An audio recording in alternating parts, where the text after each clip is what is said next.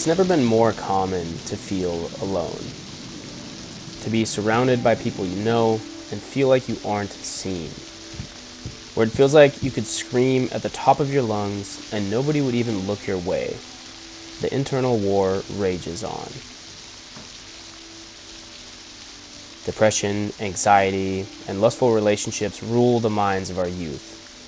In the age of clickbait and brain rot, it's become easier than ever to end up feeling like you're walking through life alone, with no one to talk to, and certainly no one who understands you. Young men in particular are hit by this sensation at a rate that has them taking their own lives at 4 times the frequency of women. A statistic that is often ignored or blanketed with a "they just need to man up" statement. We're taught the skills required to pass exams and move through the academic system, and rarely ever are our real interests questioned, nor are we shown how to manage our own emotions. Being lonely is one of our biggest fears. Our lives as humans are rooted in relationships. To be alone is to live in the absence of connection, to sit in a room full of your family, friends, peers, and feel like you don't belong, with a confusing fire of emotions burning inside of you so hot that you'd think they could at least see the smoke coming out of your ears and nostrils. I've been lonely many times before. I think it's critical to our growth and helps shape our character. It's where we learn to appreciate the value of powerful and meaningful connections. I spent many years wishing life was easier and that I'd struggle less when it comes to finding my own path through life or finding the right partner, or that the anger would go away.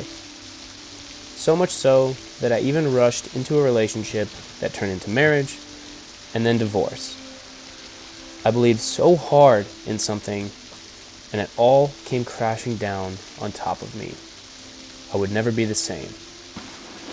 There's rarely a more lonely time in life when who you thought you were going to spend the rest of your life with checks out of the relationship, particularly during late November and into early December. Those were dark times in my life and a place that has taken some time to heal. It's Christmas, and my previous failures often stick out during a period of forced slowness. No matter how hard I try to keep moving forward, the feelings of a past life are ever present as businesses shut down, family arrives from out of town, and life seemingly comes to a screeching halt. The holidays are that time of year where everyone you know is posting to social media about visiting their family in a big white house with their matching set of pajamas and a tree hidden by a mountain of gifts. I can smell the pumpkin pie and taste the peppermint mochas as I write this. Not a candy cane out of place. It quickly turns into a life of comparison rather than a life of appreciation and gratitude. So, in the spirit of the holiday season, I figured I'd show you my version of a perfect family. Let's take a drive to my hometown and pay them a visit.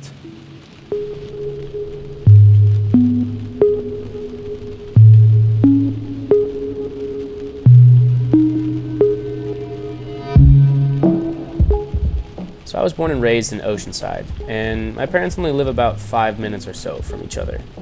I'm excited to tell you a bit more about them.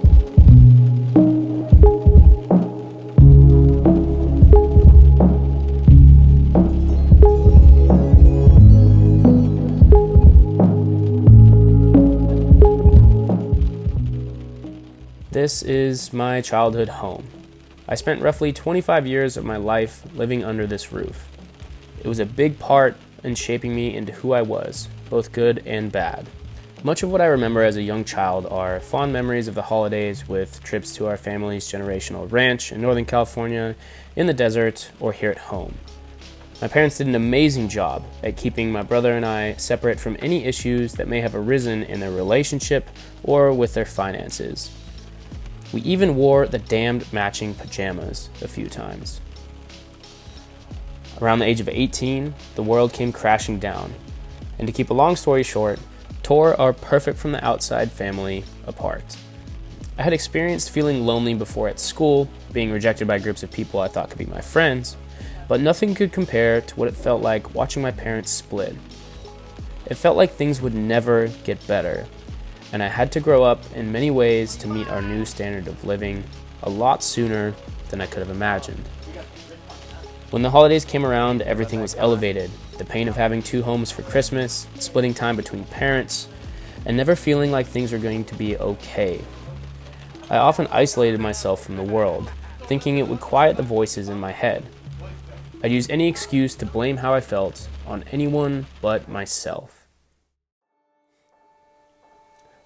Over the years, as life evolved, I learned that we never actually stop growing, changing, and learning.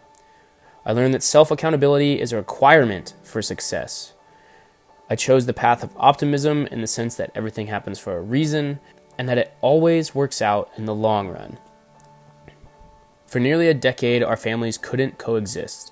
Parents would rarely speak to each other, and every day felt more confusing than the last. My mom and dad both got remarried, and life continued to take a new shape.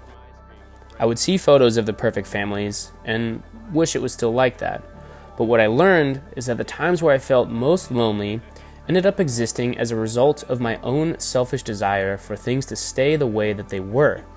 I felt unseen because nobody seemed to understand what I was doing, but I learned that's actually a good thing, and that the most that you can ask for is for them to respect that you are doing what you enjoy, and sometimes they still won't. It's the ultimate compliment, actually. You are officially on the path to finding the latest and greatest version of your true self. Now, many years later, and after watching life evolve underneath all of us, I've learned to accept and appreciate that I still get to see and spend time with my parents and younger brother.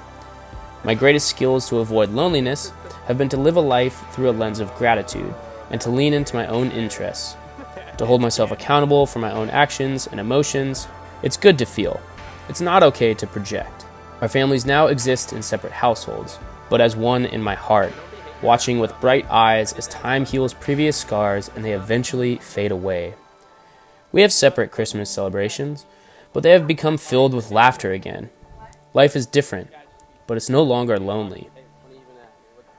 This has built confidence and forged a version of myself that is sure to feel good during the holidays and at any time.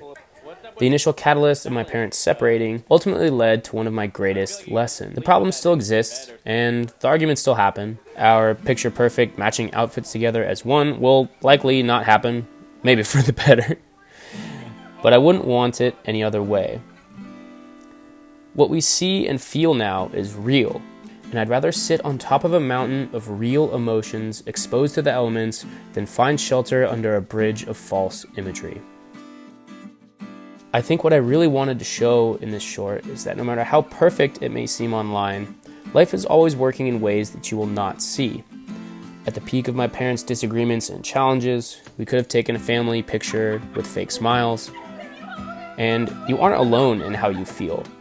I can promise that as long as you stick to what you love and find ways to continue chasing knowledge and growth through the hardest times, that you will not feel lonely. You'll make friends who will stand by you through the most violent storms, and life will get better. At some point, you will encounter a new set of challenges and everything will be flipped upside down, but you'll have the skills that will take you through to the next peak. For all of the young adults out there struggling to find themselves and find direction in life, keep it up. Smile and tell your parents you love them. I can assure you that you'll never regret it. A majority of what you feel and everything that you do is your fault. And let that be your biggest blessing, because you are the only one who can change it anyway. All love, Tanner.